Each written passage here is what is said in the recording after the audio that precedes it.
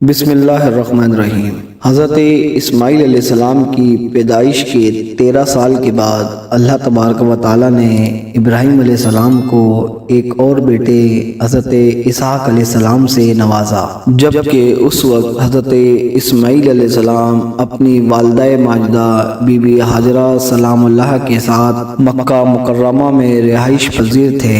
حضرت ابراہیم علیہ السلام کی عمر مبارک جب 100 سال ہوئی اور حضرت سحرہ رضی اللہ تعالیٰ عنہ کی عمر 90 سال ہوئی تو فرشتے حضرت ابراہیم علیہ السلام کے پاس آئے اور آ کر ایک بیٹے کی خوشخبری دی۔ چونکہ حضرت سحرہ رضی اللہ تعالیٰ عنہ کافی بوڑھی تھیں تو وہ اس خوشخبری پر چونک اٹھی، جس کو قرآن پاک میں اللہ تبارک و تعالیٰ یوں بیان فرماتا ہے: ہم نے اس کو یعنی سحرہ رضی اللہ تعالیٰ عنہ کو اسحاق علیہ السلام کی، اسحاق کے بعد یعقوب علیہ السلام کی خوشخبری دی تو انہوں نے کہا کہ کیا میرے وہاں بچہ پیدا ہوگا؟ میں تو بڑھیا ہوں اور میرے شوہر بھی بہت ہی زیادہ بزرگ ہو چکے ہیں، یہ تو بڑی عجیب سی بات ہے۔ تو انہوں نے یعنی فرشتوں نے کہا کہ کیا تم اللہ تبارک و تعالیٰ کی قدرت پر تعجب کرتی ہو؟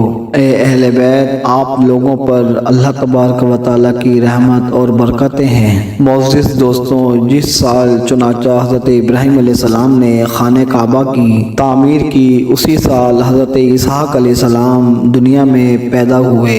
اللہ پاک قرآن پاک میں یوں ارشاد فرماتا ہے: اور ہم نے انہیں اسحاق علیہ السلام اور یعقوب علیہ السلام بخشے اور انہی کی اولاد میں پیغمبری اور کتاب بخشی، اور ان کو دنیا میں بھی اس کا صلہ عنایت کیا اور آخرت میں بھی یہ لوگ نیک لوگوں میں ہوں گے۔ حضرت اسحاق علیہ السلام کی پیدائش پر ہی ختنے کا حکم آیا، چنانچہ حضرت ابراہیم علیہ السلام نے حضرت اسماعیل علیہ السلام اور حضرت اسحاق علیہ السلام کا دونوں کا ختنہ کروایا۔ حضرت اسحاق علیہ السلام جب 37 سال کے ہوئے تو آپ کی والدہ ماجدہ حضرت سحرہ رضی اللہ تعالیٰ عنہ انتقال فرما گئیں۔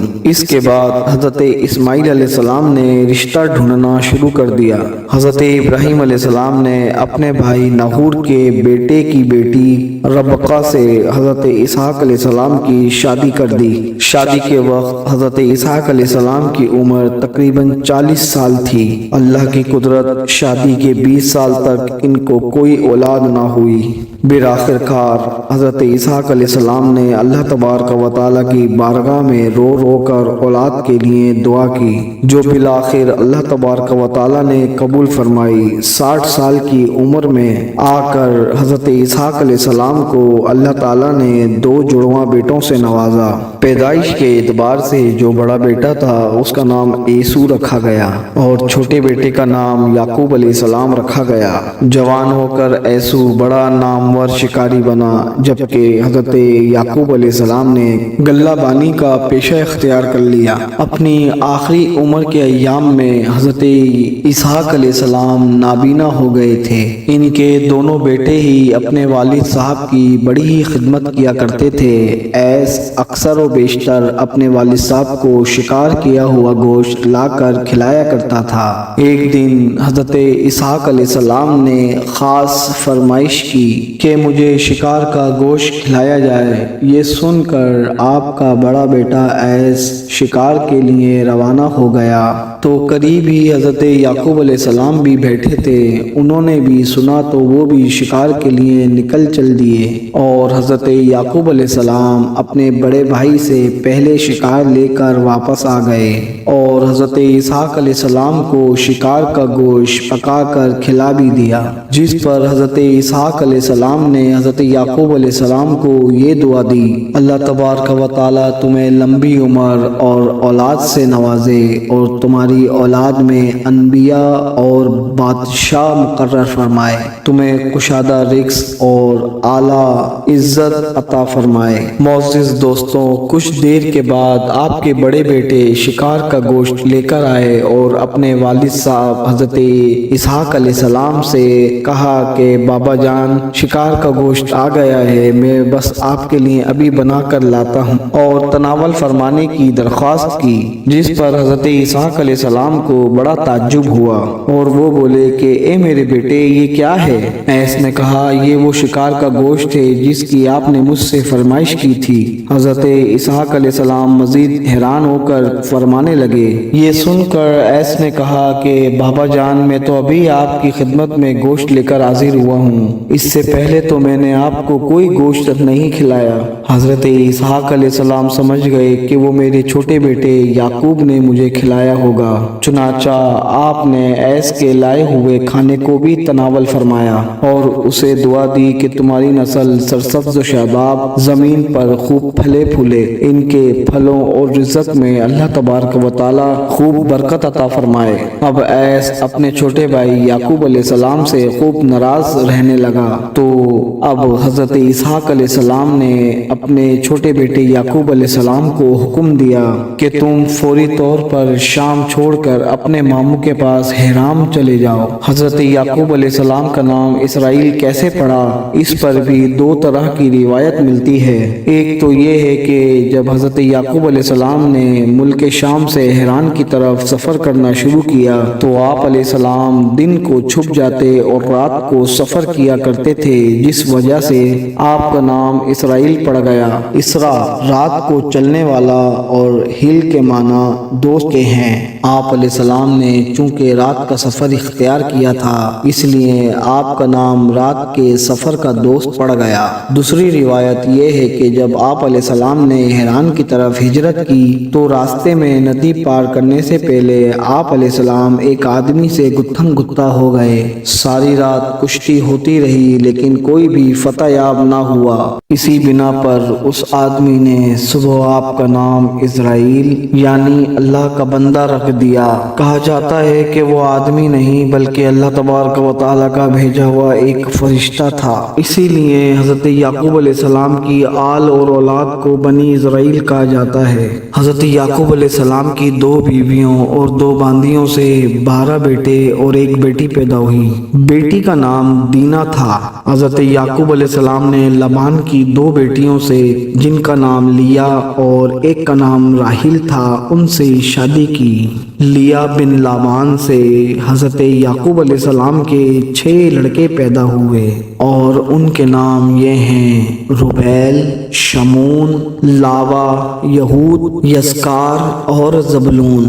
راحیل بن لابان سے حضرت یعقوب علیہ السلام کے 2 بیٹے پیدا ہوئے، جن میں سے بڑے بیٹے کا نام حضرت یوسف علیہ السلام اور دوسرے چھوٹے بیٹے کا نام بنیامین تھا۔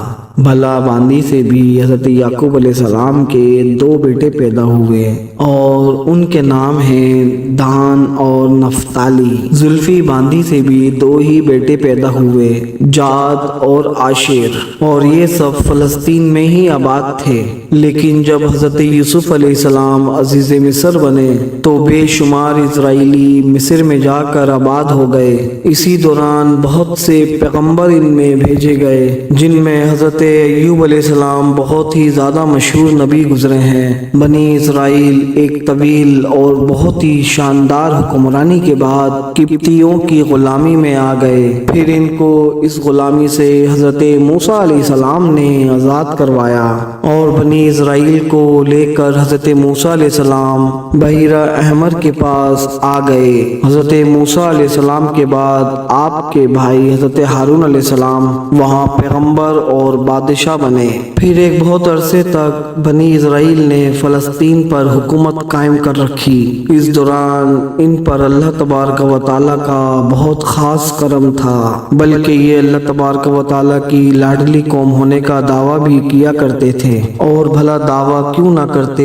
کیونکہ اللہ تبارک و تعالیٰ نے ان کے اوپر من اور سلوہ جیسی نعمتیں نازل کی، لیکن یہ قوم تو بڑی ہی بے قدری تھی۔ اللہ تبارک و تعالیٰ نے سینکڑوں نبی ان کی اصلاح کے لیے بھیجے، جن میں سے کچھ نبی پر تو یہ ایمان لے آئے اور کچھ نبی کو انہوں نے انکار کر دیا اور بعض کو ان نالتیوں نے شہید کر دیا۔ قرآن مجید میں ارشاد باری تعالیٰ ہے، جو لوگ اللہ تبارک و تعالیٰ کی آیتوں سے کفر کرتے ہیں اور ناحق نبیوں کو قتل کر ڈالتے ہیں، اور جو ان میں عدل اور انصاف کی بات کریں انہیں بھی قتل کر ڈالتے ہیں، اور اے نبی صلی اللہ علیہ وآلہ وسلم انہیں دردناک عذاب کی خبر دے دیجئے۔ معزز خواتین و حضرات، تفصیل روح المعانی میں روایت ابن حکم اس آیت کی تفصیل خود حضور اکرم صلی اللہ علیہ وآلہ وسلم سے مروی ہے۔ آپ صلی اللہ علیہ وآلہ وسلم نے ارشاد فرمایا کہ بنی اسرائیل نے ایک ہی وقت میں 43 نبیوں کو شہید کیا۔ جب ان کو سمجھانے کے لیے 100 بزرگ کھڑے ہوئے تو ان لوگوں نے انہیں بھی شہید کر دیا۔ معزز دوستوں، اس کے بعد بنی اسرائیل کے 2 باپ بیٹوں حضرت داؤد علیہ السلام اور حضرت سلیمان علیہ السلام کو اللہ تبارک و تعالی نے نبی مبعوث فرمایا، اور وہ اللہ تبارک و تعالی کے برگزیدہ پیغمبر اور فلسطین کے بادشاہ بنے۔ حضرت سلیمان علیہ السلام کی وفات کے بعد بنی اسرائیل کے 10 قبائل نے بغاوت کر دی اور اسرائیل کے نام سے فلسطین کے شمال میں اپنی ایک ریاست قائم کر لی۔ پھر 537 قبل مسیح میں بابل اور نینوا کے حکمرانوں نے فلسطین پر حملہ کر دیا اور انہوں نے بڑے پیمانے پر اسرائیلیوں کو قتل کیا اور لاکھوں کی تعداد میں انہیں اپنا غلام بنا کر ساتھ لے گئے۔ 1917 عیسوی میں برطانیہ نے حکومت نے اسرائیلیوں سے اس بات کا وعدہ کیا کہ فلسطین میں ان کی ایک آزاد حکومت بنائی جائے گی، لیکن اسرائیلیوں نے فلسطینیوں کو ان کے علاقوں سے نکال کر اپنی ہی ایک حکومت بنا لی اور ایک آزاد ریاست اسرائیل کے نام سے بنا لی اور اس کا اعلان بھی کر دیا، جسے ان کی پشت پناہی کرنے والے امریکہ، برطانیہ اور روس نے فوراً تسلیم کر لیا۔ اور یہ سب اس وجہ سے ہوا کہ مسلمانوں نے جہاد کو ترک کر دیا۔ حضور اکرم صلی اللہ علیہ وآلہ وسلم نے ارشاد فرمایا تھا کہ قرب قیامت کفار تم پر اس طرح ٹوٹ پڑیں گے جیسے بھوکے روٹی پر ٹوٹ پڑتے ہیں۔ صحابہ اکرام رضوان اللہ اجمعین نے عرض کیا، یا رسول اللہ صلی اللہ علیہ وآلہ وسلم، کیا ہم اس وقت تعداد میں بہت تھوڑے ہوں گے؟ تو آپ صلی اللہ علیہ وآلہ وسلم نے ارشاد فرمایا، بلکہ اس وقت تم لوگوں میں وہان آ جائے گا، یعنی کہ موت کا ڈر۔ اور حضرت ابوبکر صدیق رضی اللہ تعالیٰ عنہ نے ارشاد فرمایا کہ جو قوم جہاد کو ترک کر دیتی ہے تو اللہ تبارک و تعالیٰ اس کو ذلیل و رسوا کر دیتا ہے۔ اللہ تبارک و تعالیٰ سے دعا ہے کہ وہ ہمیں جہاد کرنے کی توفیق عطا فرمائے، اور ان تمام مسائل کا حل صرف اور صرف جہاد ہی ہے۔ جب امام مہدی علیہ السلام تشریف لائیں گے تو وہ بھی کفار کے خلاف جہاد ہی کریں گے۔ آئیے اللہ تبارک و تعالیٰ سے دعا کرتے ہیں کہ وہ ہمیں ہر طرح کے گناہ سے پاک کرے اور نیک اعمال کرنے کی توفیق عطا فرمائے۔ دوستو، نبی پاک صلی اللہ علیہ وآلہ وسلم پر درود پاک کو پڑھنا اپنا زندگی کا حصہ بنا لیں۔ آپ دیکھیں گے کہ آپ کے سارے بگڑے کام خود بخود بننا شروع ہو جائیں گے، اور اپنی زندگی کو حضور اکرم صلی اللہ علیہ وآلہ وسلم کے بتائے ہوئے رستے پر گامزن کر دیں۔ اللہ تبارک و تعالیٰ سے دعا ہے کہ وہ ہمیں حضور اکرم صلی اللہ علیہ وآلہ وسلم کا سچا اور پکا عشق عطا فرمائے۔ آمین یا رب العالمین۔